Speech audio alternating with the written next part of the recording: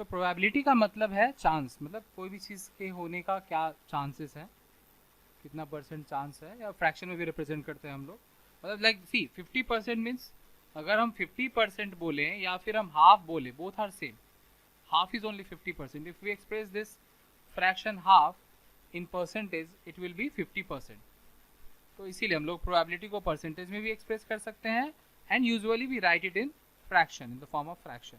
ठीक है, तो अब देखो कोई भी चीज के होने का चांसेस 100% से ज्यादा तो नहीं हो सकता कभी भी। कोई इवेंट के लिए मैक्सिमम मैक्सिमम क्या हो सकता है कि श्योर हो सकता है कि भाई ये होना ही है। ठीक है, तो अगर ये होना ही है ऐसा वाला बात है, जैसे मान लो कि अभी कौन सा मंथ चल रहा है, जून चल रहा है, एंड इफ वी से कि जून में 30 डेज, ऑब्वियस बात है 30 जून आएगा ही आएगा, ऐसा तो होगा नहीं कि नहीं आएगा। तो 100% चांसेस, मैक्सिमम क्या हो सकता है 100% चांस, उससे ज़्यादा तो नहीं होगा। तो इसीलिए किसी भी चीज़ का, किसी भी इवेंट का प्रोबेबिलिटी जो है वो 100% मैक्सिमम हो सकता है। एंड 100% को अगर हम लोग फ्रैक्शन में लिखने जाएँ तो क्या हो जाएगा, देखो we can write it as 100/100 means 1। So कोई भी चीज़ का मैक्सिमम प्रोबेबिलिटी क्या हो सकता है अगर हम लोग फ्रैक्शन में रिप्रेजेंट करने जाएँ, 1 इज़ द मैक्सिमम प्रोबेबिलिटी, उससे ज़्यादा किसी का प्रोबेबिलिटी नहीं हो सकता। और मिनिमम क्या हो सकता है, मिनिमम हो सकता है कि नहीं हो, नहीं होना मतलब क्या हो गया, 0%। और you can say 0/100 which is nothing but 0। तो ये है किसी भी चीज़ का मिनिमम होने का चांसेस कि 0 नहीं होगा। ठीक है, तो इस तरह का इवेंट जिसका मतलब चांसेस 100% है, इसको बोलते हैं हम लोग श्योर इवेंट, कि पक्का होना ही है।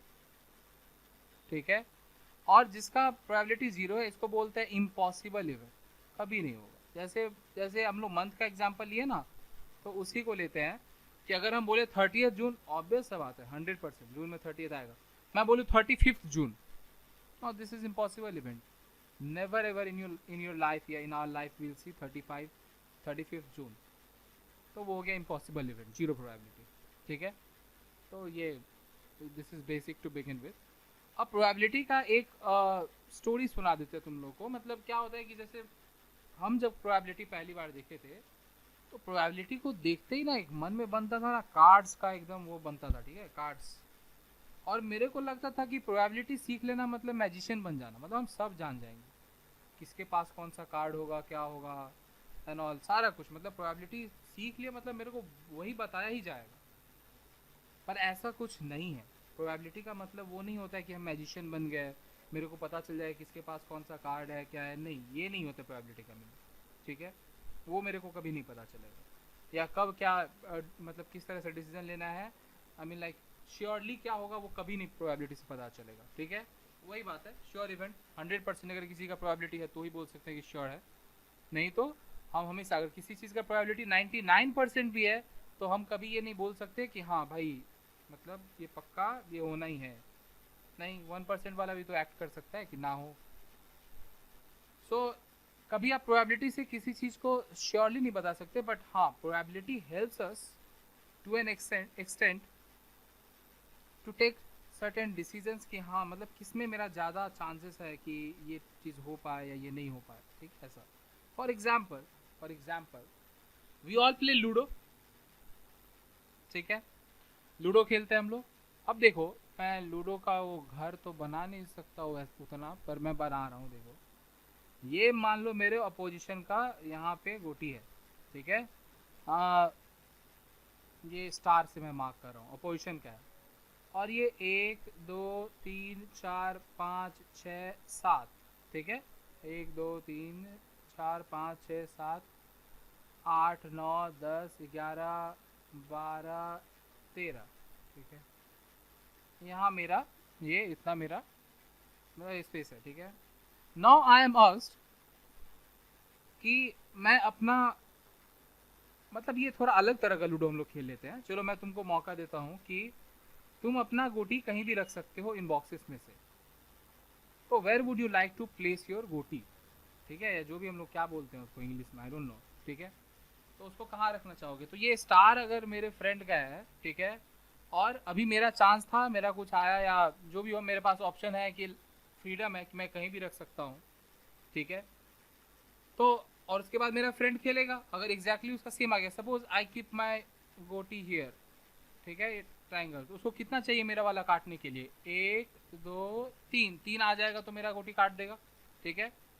तो मैं अपना गोटी रख के उसको चांस दूंगा, वो उतना अगर आ गया तो काट देगा। तो सोचो कि where should we place our goti, which is the safest option, like I mean surely तो नहीं है कि भाई नहीं काट पाएगा वो, ऐसा तो कुछ नहीं है, कहीं भी काट सकता है, कुछ भी काटा जा सकता है, ठीक है। लेकिन हाँ होता, जैसे मान लो अगर लूडो में हम लोग जानते हैं कि maximum you can obtain is 17, because तीसरा 6 is wasted 6, so maximum you can obtain is 17। तो अगर मैं 18th बॉक्स में रखूं या 19th बॉक्स में रखूं या 18 के बाद कहीं भी रखूं तो आई एम सेफ, वो एक चांस में मेरा काट नहीं पाएगा। लेकिन अगर हम 17 के अंदर रखना चाह रहे हैं तो इनमें से कहीं पे, जैसे यहाँ पे बॉक्सेस को मैं नंबर कर दिया हूँ कि वो कितना आने से काट पाएगा, ठीक है, ये नंबर मैं लिख देता हूँ। then what option do I have, I mean which is the safest option among these 13? तो देखो यहाँ पे हम लोग को प्रोबेबिलिटी थोड़ा सा हेल्प कर सकता है, we can use the concept of probability to analyse, और बहुत कॉमन सेंस का चीज़ है, इसलिए प्रोबेबिलिटी मतलब ऐसा कुछ नहीं है कि बहुत ही भयानक सा चीज़ है, ऐसा कुछ नहीं है, नॉर्मल कंसेप्चुअल चीज़ है, आप खुद से ये प्रोबेबिलिटी को समझ सकते हो, डिराइव कर सकते हो खुद से, ठीक है। तो देखो अगर हम इनमें से किसी पे रखते हैं 1 2 3 4 5, ये 5 में से किसी पे भी अगर हम रखते हैं या 6, सपोज 6, तो बात क्या है, तब बात ये है कि वो फेंकेगा गोटी और इनमें से कोई भी चीज आ सकता है, 1 to 6 तो कुछ भी आ सकता है ना, तो हर एक का आने का इक्वली चांस है। अगर कोई एक बार डाइस को फेंक रहा है तो भाई जितना चांस 1 का आने का है उतना ही 2 का भी है, उतना ही 3 का भी है, उतना ही 4 का, उतना ही 5 का, उतना ही 6 का भी है, कुछ भी आ सकता है। तो सबका इक्वल चांसेस है, मतलब मेरा यहाँ से यहाँ तक क्या हो गया, इक्वल प्रोबेबिलिटी हो गया कटने का, इन सब में इक्वल प्रोबेबिलिटी है कटने का, ठीक है। वहीं देखो अगर हम 7 का बात करें, 7, तो 7 के लिए उसको क्या आना पड़ेगा, पहली बार 6 आए और फिर 1 आए तभी 7 हो पाएगा। सेम गोज फॉर 8, 6 आए देन 2 आए, सेम गोज फॉर 9, 6 आए देन 3 आए। तो अब क्या हो गया, अब उसको 2 परफेक्ट लाना होगा, मतलब कि अगर मान लो मेरा गोटी हम 9 पे रखते हैं तो इसका मतलब क्या हो गया कि 9 से काटने के लिए उसको ही will have to get perfect that, मतलब कि 6 आए और फिर 3 आए।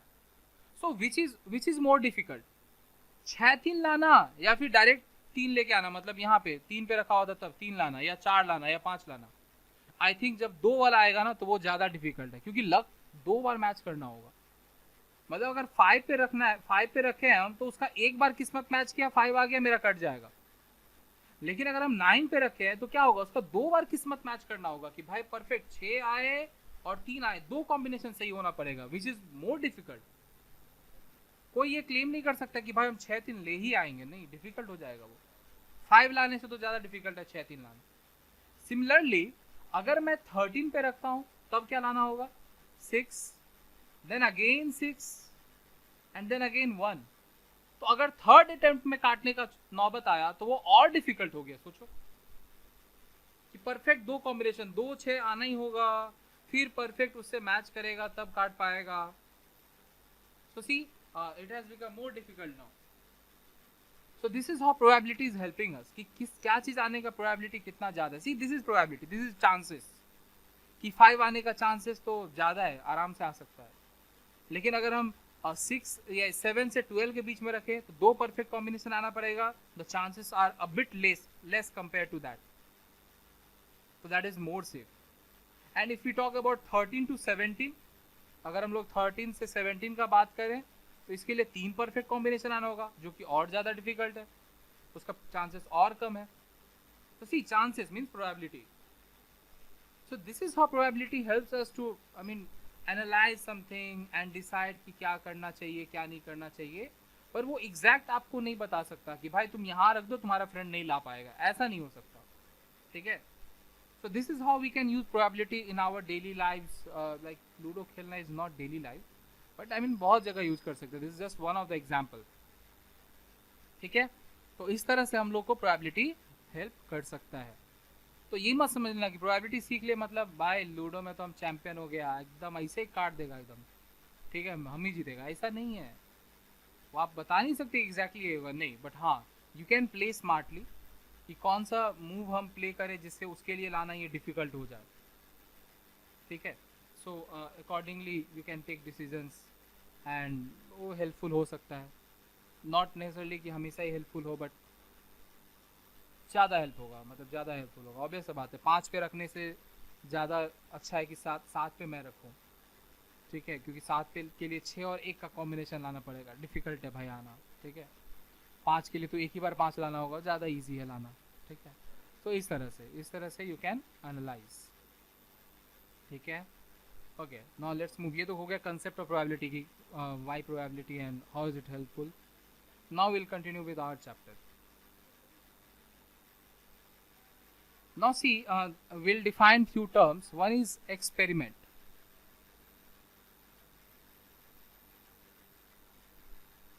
एक्सपेरिमेंट मतलब,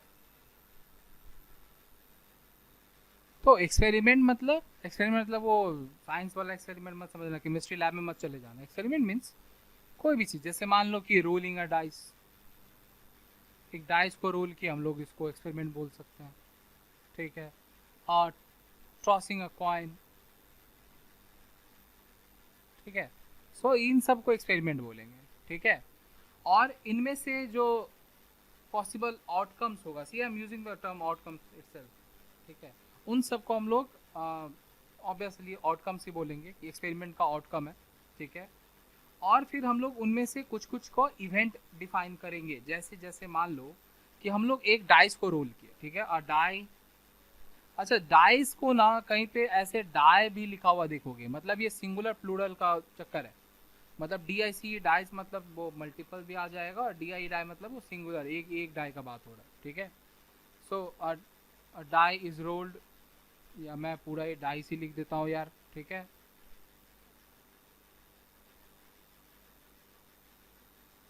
डाइस इज रोल्ड. तो देखो, और डाइस को जब रोल करेंगे तो ये एक्सपेरिमेंट हुआ. ठीक है.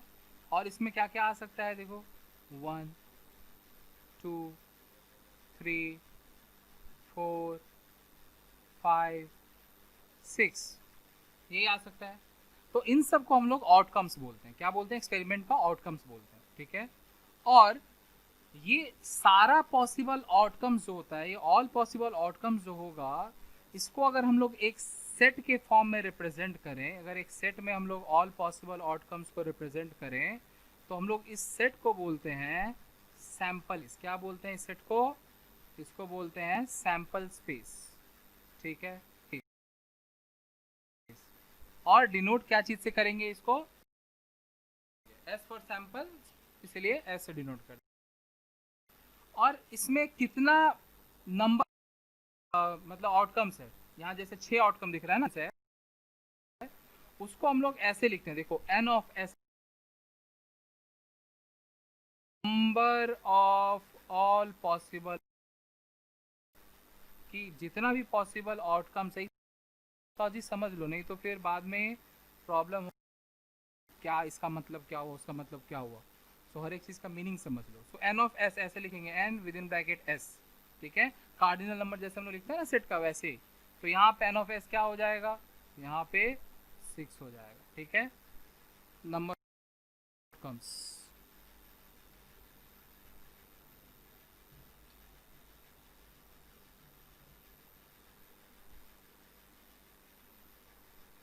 So number of all possible outcomes बोलो या नंबर ऑफ सैंपल स्पेस बोलो, एन ऑफ एस बोलो, एक ही बात. ठीक है. अच्छा, इसी में से अगर जैसे मान लो हम लोग बोले कि इवन नंबर, तो ये इवन नंबर जो है, ये तो ऐसा नहीं है कि एक ही तो इवन नंबर है, it can be multiple also. Like जैसे यहाँ पे अगर हम इवन नंबर का बात करें तो क्या क्या है? 2 4 6, these are the even numbers. ठीक है. तो यही चीज़ है ना, इसी को हम लोग बोलते हैं इवेंट. क्या बोलते हैं? इवेंट. मतलब हम किस इवेंट का बात कर रहे हैं, इसको हम लोग बोलते हैं इवेंट. तो ऐसे लिख सकते हैं, event of getting an even number, ऐसे बोल सकते हैं इसको. तो दीज आर कॉल्ड इवेंट्स. ठीक है. कि आप किस इवेंट का बात करो, क्या चीज़ आने का बात करो, किस आउटकम का बात करो, किस सेट ऑफ आउटकम्स का बात करो, दोज आर कॉल्ड इवेंट्स. ठीक है. तो हम लोग जैसे मान लो कि ये पॉसिबल डाइस को रोल किए, तो what are the possible outcomes? 1 2 3 4 5 6, these are the all possible outcomes. तो उसको अगर हम लोग सेट के फॉर्म में रिप्रेजेंट करें तो उसको सैंपल स्पेस बोलते हैं. और इवेंट हम लोग किसको बोलते हैं? जैसे बोले ऑड नंबर आना, या इवन नंबर आना या प्राइम नंबर आना या कुछ भी इस तरह का चीज़, इन सबको बोलते हैं इवेंट, ठीक है।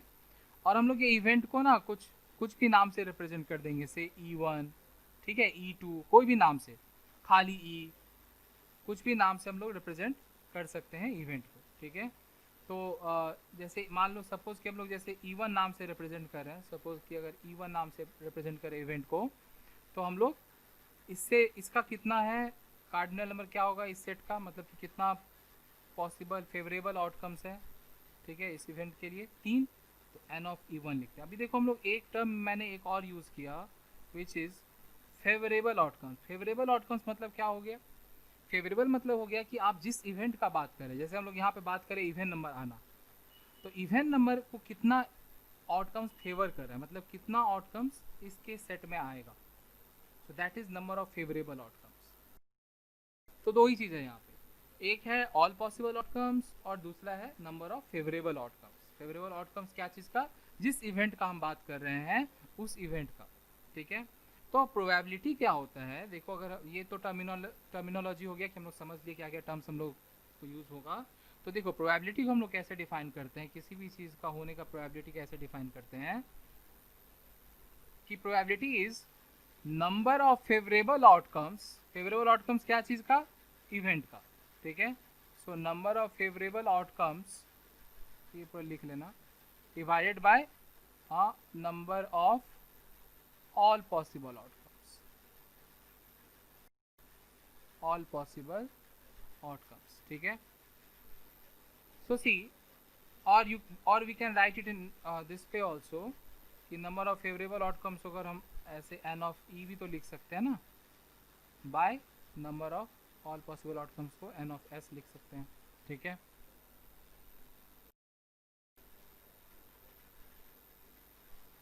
तो देखो number of favourable outcomes bye number of all possible outcomes. तो जैसे हम लोग यहाँ डाइस को रोल करके उसी का बात कर रहे थे, तो देखो अगर हम बात करें कि इवन आने का, कि नंबर जो आएगा डाइस पे वो इवन हो, एन ऑफ इवन नहीं, probability of even, probability of even, ऐसे प्रोबेबिलिटी को ऐसे डिफाइन करते हैं, देखो जैसे प्रोबेबिलिटी बोले ना P ऑफ E, ऐसे लिख सकते हैं इसको, ठीक है। So probability of any event is P of, हम लोग ऐसे लिखेंगे P of E is equals to N of E by N of S, ठीक है। तो अगर हम जैसे P लिखा और ब्रैकेट में E लिख दिए, इसका इवेंट लिख दिए, इसका मतलब क्या हो गया कि प्रोबेबिलिटी ऑफ इवेंट का बात कर रहे हैं, ठीक है। तो हम लोग यहाँ पे इसी एग्जाम्पल को हम लोग कंटिन्यू रखते हैं और इसी एग्जाम्पल का बात करते हैं इवेंट रखने का प्रोबेबिलिटी। तुम सोचो कि डाइस पे नंबर जो आएगा वो क्या हो सकता है, देखो टोटल 6 नंबर्स हैं, 6 में से 3 जो है वो इवन है और 3 जो है वो ऑड है।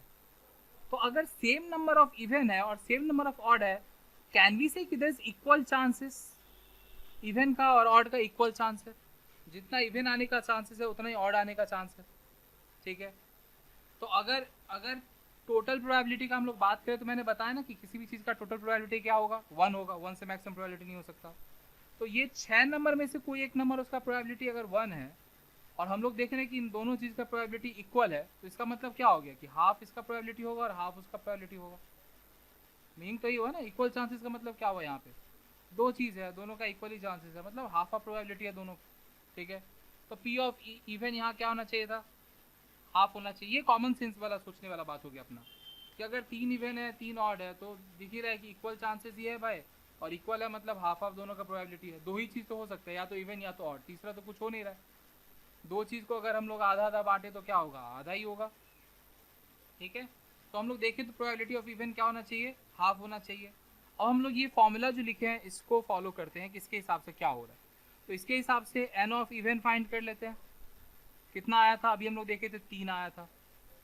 एन ऑफ एस लिख ले देते हैं, ठीक है। एन ऑफ एस कितना है, 6 है टोटल, ठीक है, 6 पॉसिबल आउटकम्स है।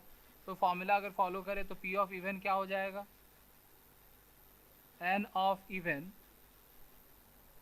Bye N of S.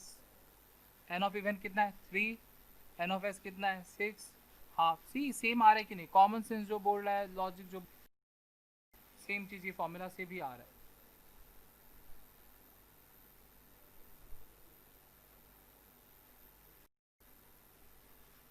So now to understand it better, let us take one question and solve it. Okay. So see here I have one question. The question is saying that from a well shuffled pack of 20 cards. अच्छा, अब ये बहुत देखने को मिलेगा ना ऐसा कुछ कुछ, you will get to see some few terms, new terms like well shuffled pack. Well shuffled मतलब हो गया कि भाई वो ऐसा नहीं है कि तुम प्रिडिक्ट कर पाओ कि कहाँ पे क्या है, ठीक है, मतलब पूरा क्या बोलते हैं, सफल करना तो जानते हो ना क्या होता है, तो वैसे सफल क्या हो, मतलब कोई बता नहीं सकता कहाँ कौन सा कार्ड है। नहीं तो मान लो अगर पता ही रहे कि भाई 1 to 20 सेट किया हुआ तो मालूम ही है पहला कार्ड निकालेंगे तो 1 निकलेगा, तो वो तब तो वो फेयर चीज़ नहीं हुआ ना। मतलब वेल सफल्ड मतलब हो गया कि शफल किया हुआ है, नो बडी कैन गेस, बिना देखे कि कहाँ पे क्या है, ठीक है। तो बोला कि from a well shuffled pack of 20 cards numbered 1 to 20 a card is drawn, मतलब वो कार्ड पे नंबर लिखा हुआ है, ये कोई प्लेइंग कार्ड्स वाला कार्ड नहीं है, दूसरा तरह का कार्ड है जिसमें नंबर लिखा हुआ है, 1 से 20 नंबर लिखा हुआ है। बोला कि उसमें से एक कार्ड निकाला गया, अ card is drawn, find the probability, drawn मतलब निकालना, मतलब ड्रॉ नहीं किया गया, ठीक है, निकालना। यहाँ पे find the probability that number on card is odd, मतलब कि पहला पहला क्वेश्चन बोल रहा है कि ऑड आने का क्या प्रोबेबिलिटी होगा। तो सबसे पहले हम क्या बोले, क्या लिखना चाहिए क्वेश्चन में, सबसे पहले तो अपने को डिसाइड करना है ऑल पॉसिबल आउटकम्स, मतलब सैंपल स्पेस। तो यहाँ पे अगर हम सैंपल स्पेस का बात करें तो क्या आ सकता है, देखो 1 आ सकता है, 2 आ सकता है, 3 आ सकता है, एंड सो ऑन, ठीक है, पूरा कौन लिखने जाएगा, यही सब आ सकता है। मतलब यहाँ पे एन ऑफ एस क्या हो जाएगा, या फिर ऑल पॉसिबल आउटकम्स कितना हो जाएगा, 20, ठीक है। नेक्स्ट अब हम लोग बात करते हैं एक एक सब पार्ट्स का क्वेश्चन का। पहला सब पार्ट क्या बोल रहा है कि number on card is odd, तो ये ऑड, तो देखो यहाँ पे एक चीज़ ये है कि प्रोबेबिलिटी में लिखना भी बहुत पड़ता है, ठीक है, ये इवेंट ऑफ गेटिंग ऑड ऐसा बहुत लिखना होता है, तो तुम लोग को कम लिखना पड़े इसके लिए मैं क्या बता रहा हूँ, जैसे बता रहा हूँ उस तरह से स्टेटमेंट लिखना, तो कम लिखना पड़ेगा और मीनिंग भी समझ में आएगा, ठीक है। तो जैसे बोल रहा है कि find the probability of getting, find the probability that the number on card is odd, तो हम लोग लिख लेंगे कि let the event of, let the event of obtaining या getting, जो भी लिखो, obtaining odd number on card, let the event of obtaining odd number of on card be E1, नाम दे दिया हम, अब इस इवेंट को हम एक नाम दे दिए कि E1 नाम दे दिए, तो अब जब भी हम खाली E1 बोलेंगे ना तो उसका मतलब क्या होगा कि हम लोग ऑड वाले इवेंट का बात कर रहे हैं, ठीक है। तो अब ये E1 सेट में क्या क्या आएगा, देखो ऑड नंबर क्या क्या हो सकता है यहाँ पे, ये E1 का फेवरेबल क्या क्या आएगा, 1, 3, 5, 7 एंड सो ऑन, कहाँ तक जाएगा, 19 तक जाएगा, फिर भी क्लोज। तो सी outcomes favoring this event will be 1, 3, 5 and so on till 19.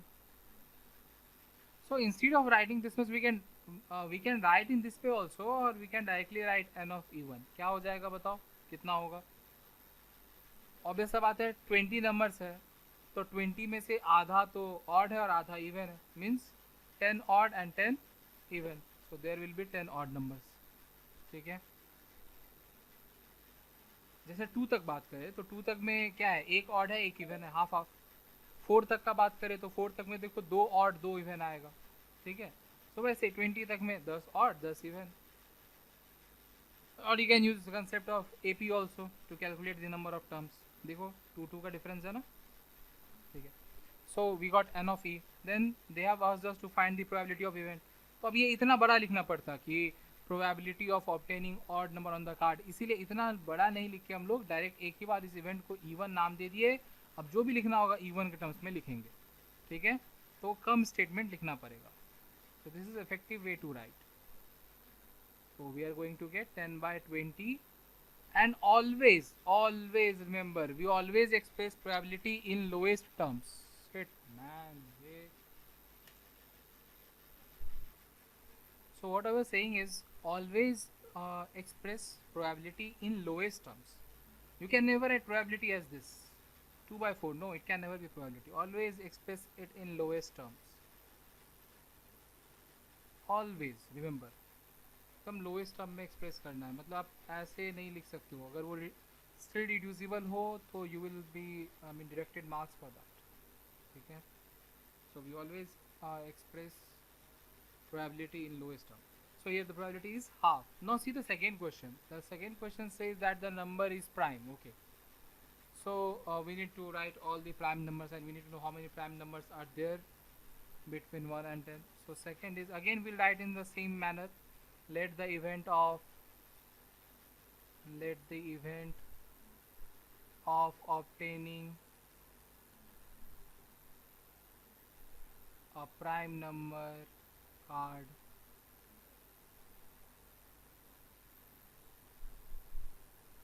be E2. So there we gave the name E1, now we are giving the name E2. So what are the events which will be favoring, I mean what are the outcomes which will be favoring this event E2? Which is the smallest prime number? 2. Then we have 3, 5, 7, 11, 13, 17 and 19. So we can write n of E2 as 1, 2, 3, 4, 5, 6, 7, 8. So all total 8 prime numbers are there. So what will be the probability? P of E2 will be n of E2